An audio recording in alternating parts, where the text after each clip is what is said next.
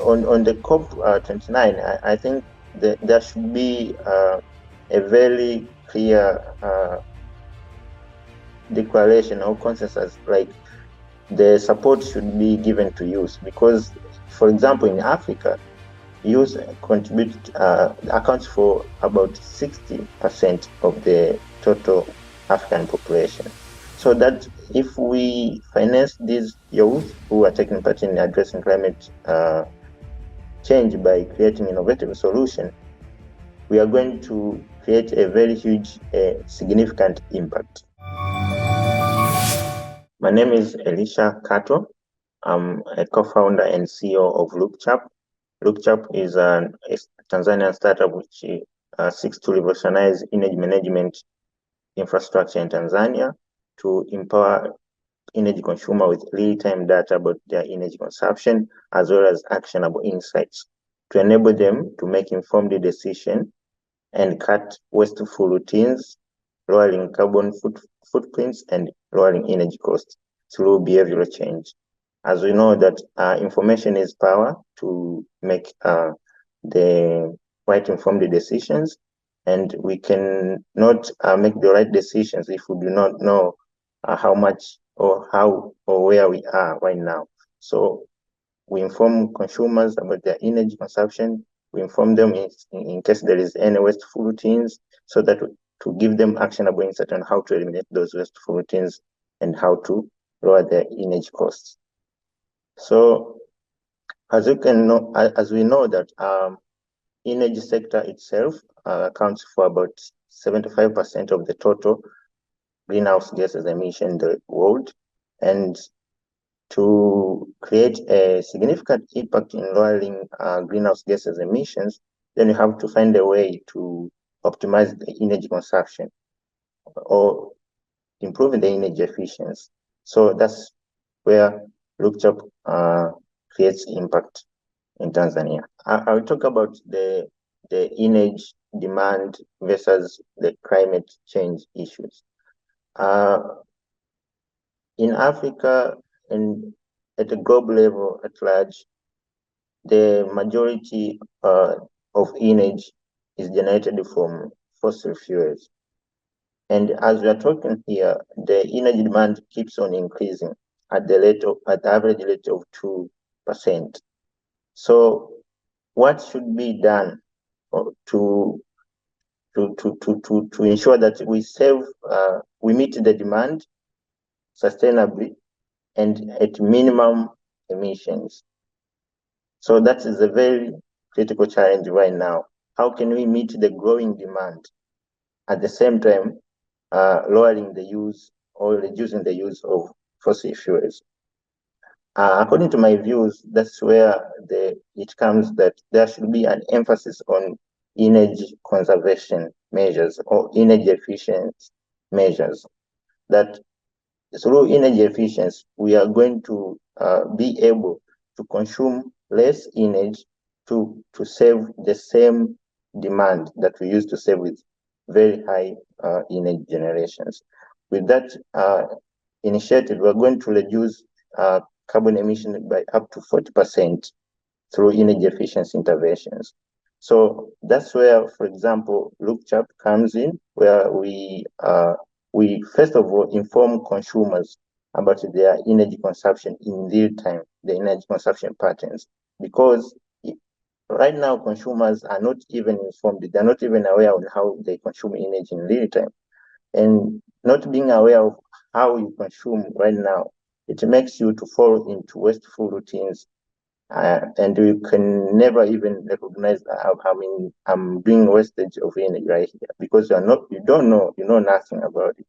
So by informing consumer, they're going to be able to know and see, oh, right now I've overconsumed, so what should I do? We give them actionable insights. Okay, maybe replace those inefficient appliances with the more efficient appliances. In the long run, a consumer will be able to adjust the consumption behavior and optimize their energy consumption.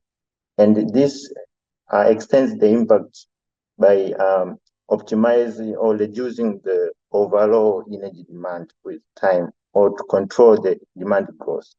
So when energy transition is taking place and the demand is controlled, that's where we are going to achieve efficient and sustainable energy, and at the same time cutting wasteful routines in the energy sector, because energy sector is the one contributing the most in the greenhouse gases emissions.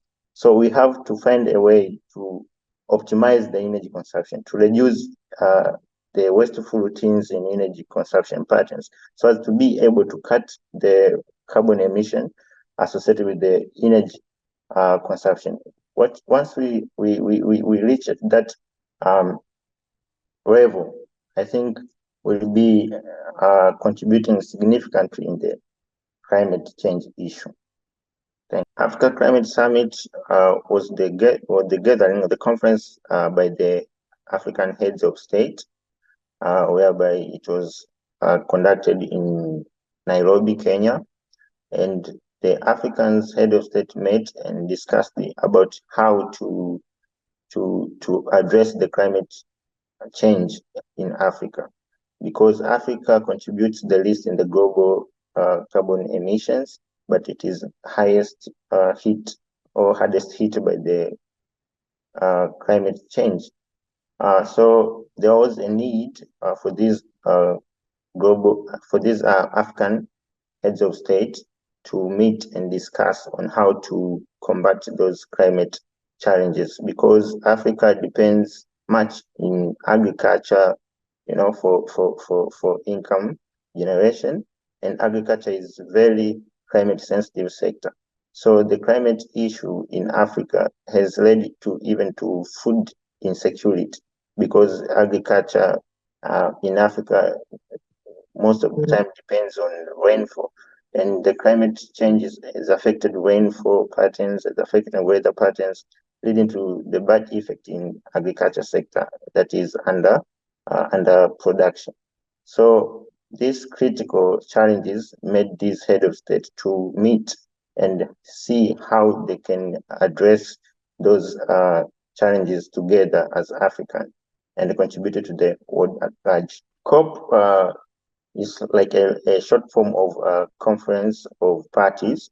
It is the initiative by the United Nations Framework on Convention for Climate Change.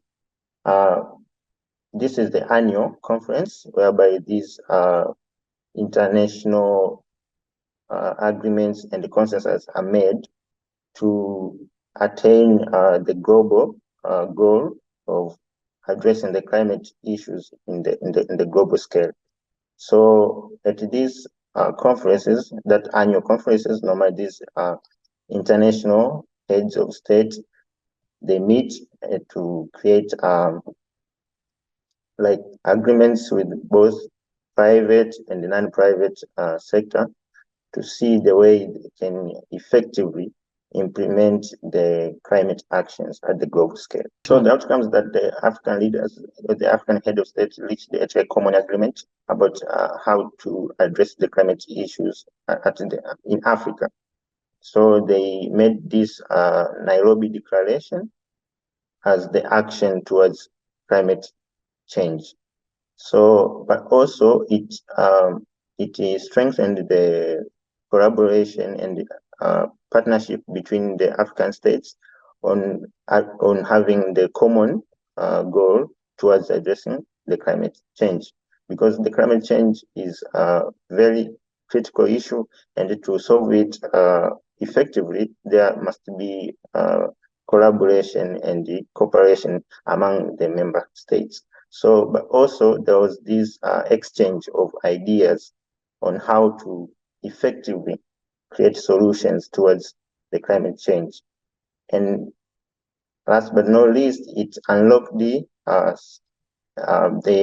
climate financing for Africa, because during the African Climate Summit, the African heads of state and Africa states, they presented a proposal on how to effectively address the climate change and they unlock the climate finance from the private and the global investor financiers. So the key outcomes of the COP28 were, first of all, the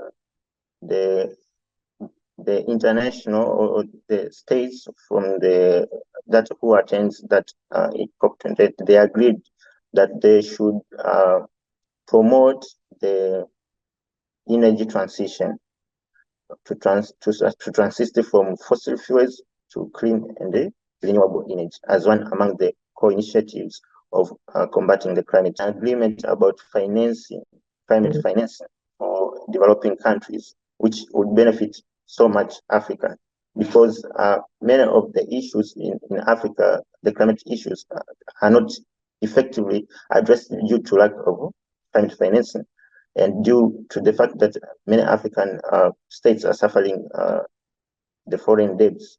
So at COP28, there was an agreement that there should be affordable financing for African states and other developing countries to address the climate change. First of all, about more than 60% of the African population are young people. And we all know that over 64% of African population are smallholder farmers. So literally, if these climate issues or climate changes occur or keep on occurring, they're going to affect the economy of Africa in terms of food, agriculture, and all other climate sensitive sectors. And this effect go further and it hits the hardest the youth group, because they are the majority group in the African population. And youth have the potential to see the future generation, right? They have the very long time or life expectancy. So these climate issues, I mean, the youth, African youth, are going to bear the very hard consequences even in the future. So climate change or climate issues, climate action is very essential initiative to be addressed by youth. The role that youth have been playing in addressing climate change, first is by taking part directly into creating innovative solutions to address climate change. For example, in Tanzania, there is e-mobility startups which are youth-led. So youth have been there taking action to transform the transportation sector and eliminate the use of fossil fuels in transportation sector by replacing the internal combustion engine vehicles with electric vehicles. So that initiative contributes highly and significantly in addressing the climate issue. But also, another contribution is through advocacy and the community engagements, whereby youth have been utilizing their social media platform and engaging in community building and the engagements to create awareness about climate challenges. In Tanzania, there's this called the Climate Hub, which is a youth-led hub, whereby these youth have been taking part in spreading awareness to the communities about the climate change issue. So those initiatives are very significantly contributing to addressing the climate issue. Considering the challenges faced by youth in addressing the climate change is still the financing challenge.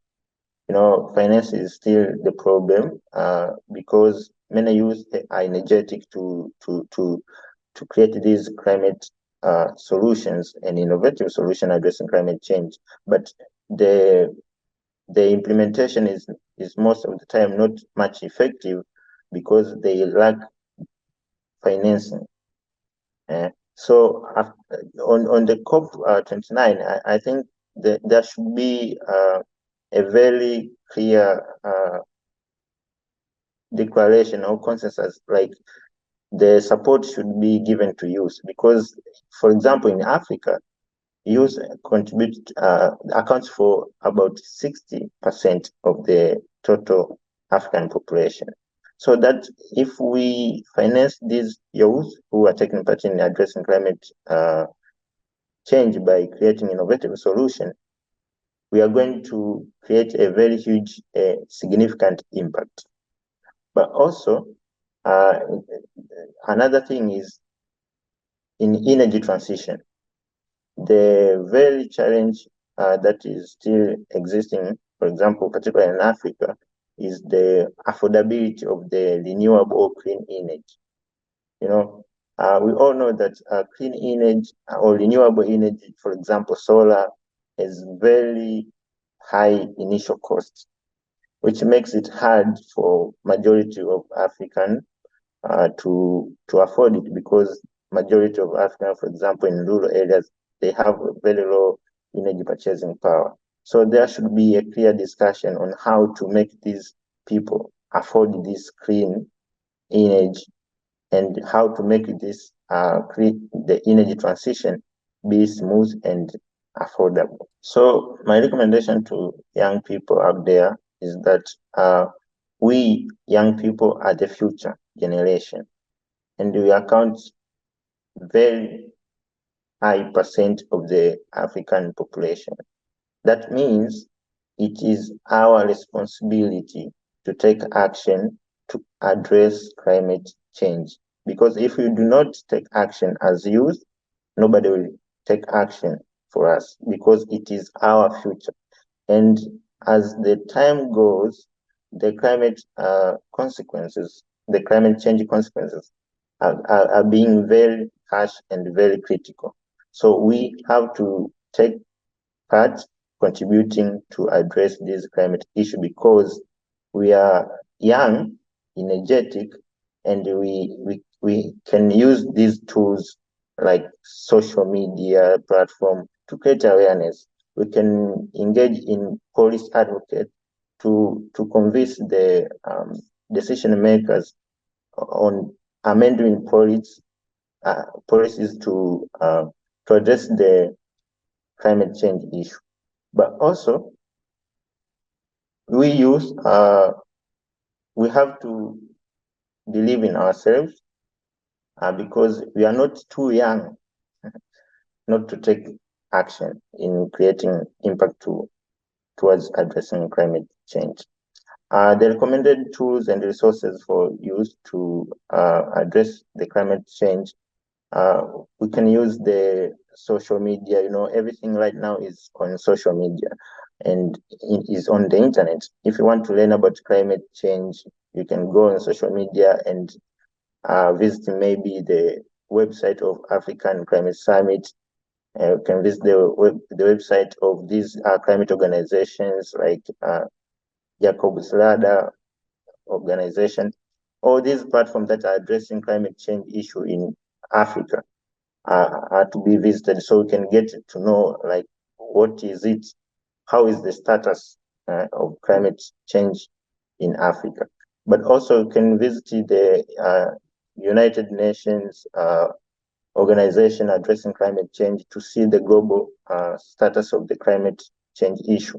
But also can visit some organization like International Energy Agency, which provide data about the global energy use and the impact on climate change. So we have to be informed first, so as to be able to take the informed, right decisions to address the climate change in Africa.